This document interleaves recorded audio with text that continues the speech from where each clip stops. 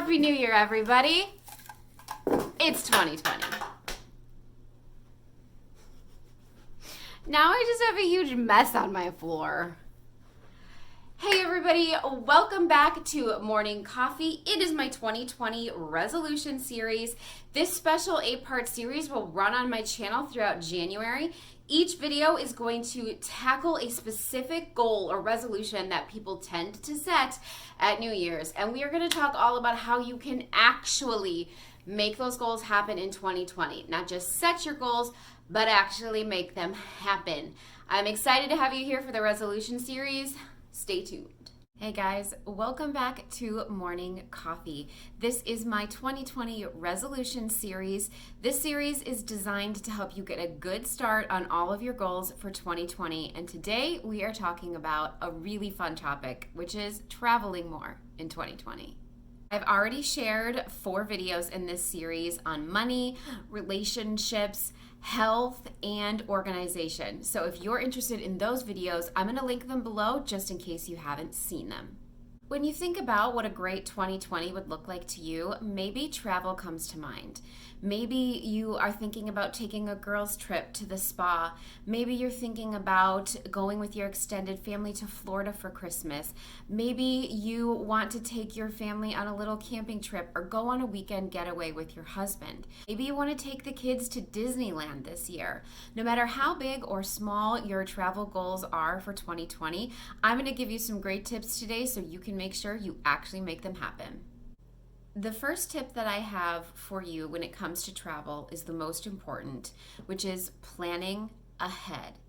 In my last video, we talked a lot about being very intentional when it comes to your relationships this year, and the same goes for travel.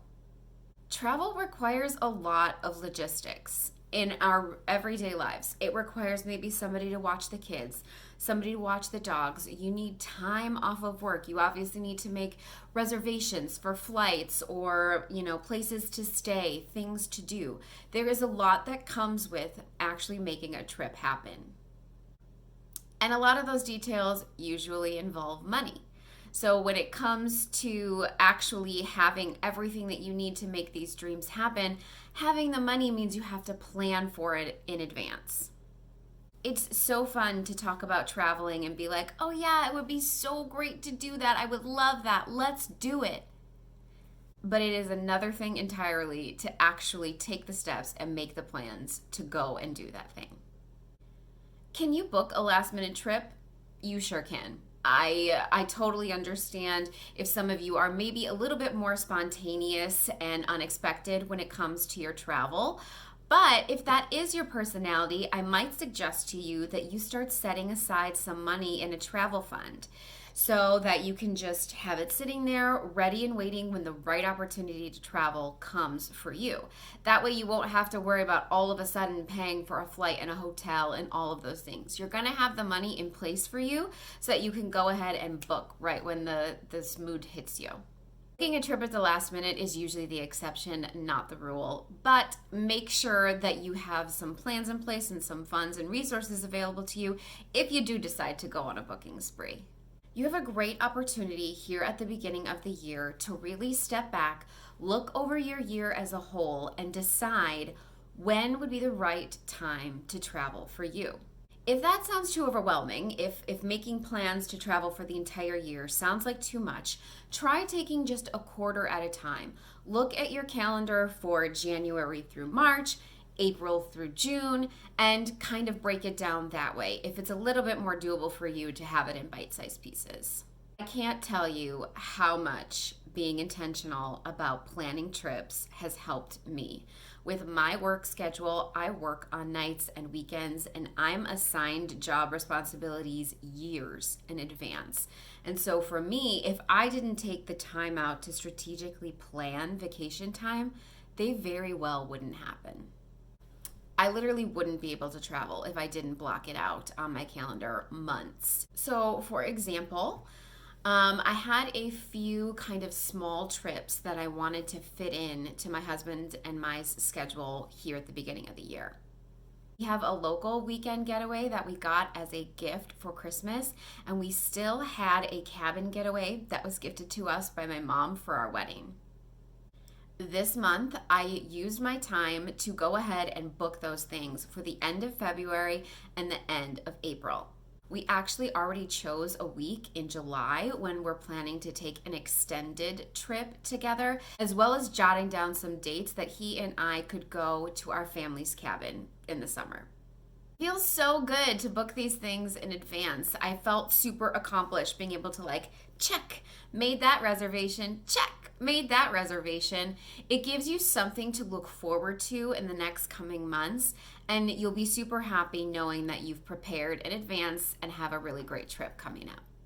So spend some time this month with your calendar, loop in your spouse or your family, and really start thinking about when is the right time for you to travel. Making sure that you've thought of these plans ahead of time is the first step to making sure you can travel more in 2020. Once you've got a time frame for your trips and getaways, it's time to start researching locations where you'd like to go, and once you've decided where you'd like to go, researching all of the things that you can do and see and stay and eat at in your destination. Obviously, in this day and age, you can find a wealth of travel information online. All you have to do is go to any Google search bar and type in Mexico vacations or California destinations or things to see in Paris, and you're going to come up with thousands of resources out there for you. When we were going to Ireland, one of my favorite resources for information was actually a channel here on YouTube called Vega Brothers. I'm going to go ahead and link their channel here. They have gone to destinations all over the world, and they give you a lot of tips and information and resources and things to see in many, many destinations. I actually find that because of its visual component, video is a really great way to travel research. I think there's something powerful about seeing the location from someone who's actually standing there in that moment instead of reading it online or looking at a picture. Video really does a great job of kind of telling the story and painting the picture of where you actually would like to be. You are researching a destination, go to YouTube, type it in, search travel tips or things to see, and you should come up with a wealth of resources. That'd be a really fun way to help you plan your trip. A great resource to look to help you plan your next trip is a travel agent. Travel agents make money by working with the companies that they are booking for you. So airlines, hotels, tours, rental cars, all of those things, those services pay them to book for you. So you directly don't have to pay anything to a travel agent for the most part. This does vary by agent, so make sure that you're talking to yours about what things they charge for and what things they don't. When we used a travel agent for Ireland, she even booked our flights.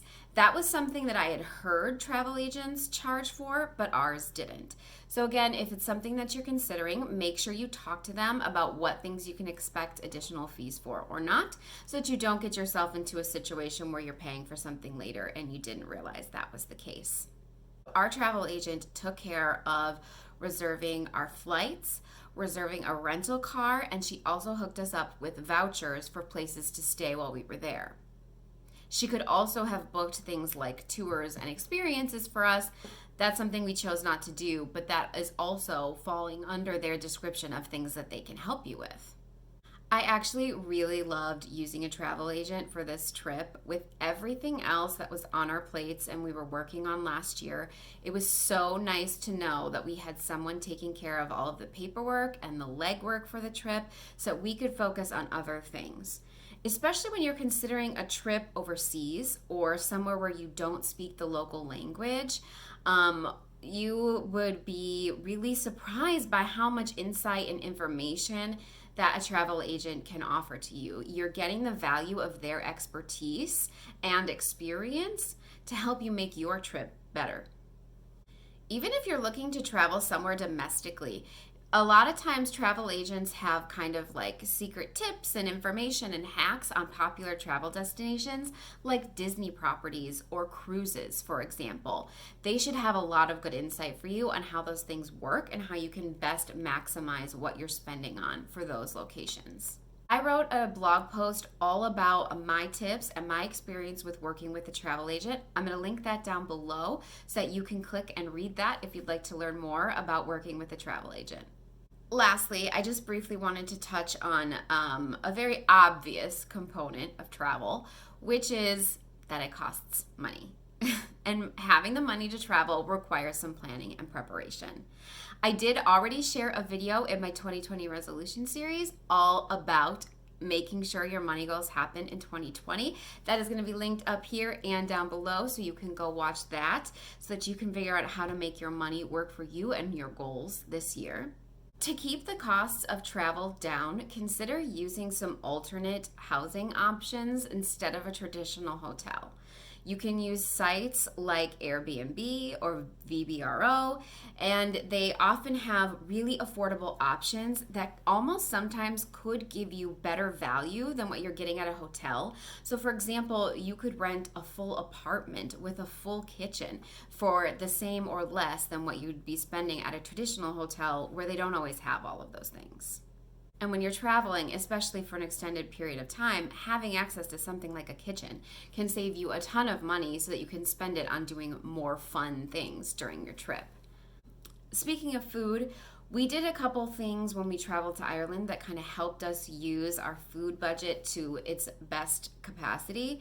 We actually went to a local grocery store once we arrived to pick up things like bottled water and like hearty fruit like apples and bananas. Really hope you enjoyed this video in my 2020 resolutions series, and I really hope that you have tons of fun trips planned for you and your family this year. Big or small, they're an opportunity to make your year memorable. Stay tuned for all of the next videos coming in the series. I am going to be talking all about how you can achieve personal growth goals, how you can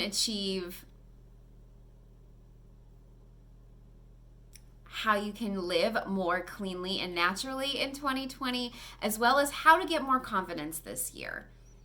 Subscribe to this channel so you don't miss a single video in the 2020 resolutions series.